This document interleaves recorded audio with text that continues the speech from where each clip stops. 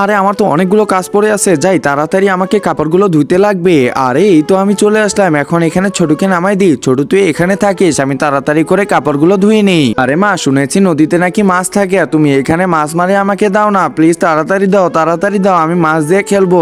আচ্ছা আচ্ছা ঠিক আছে, দাঁড়া আমি চেষ্টা করতেছি। মাছ ধরা কি অতটাও সহজ নাকি? দাঁড়া আমি একটু চেষ্টা করতেছি, দেখি পারি কিনা। আরে দেখি তো উঠছে কিনা, এখন দেখতে লাগবে। আরে উঠছে, দাঁড়া রাজু এই তো এখানে দিয়ে দিই। আরে দেখে দেখো রাজু, দুইটা মাছ ধরছি।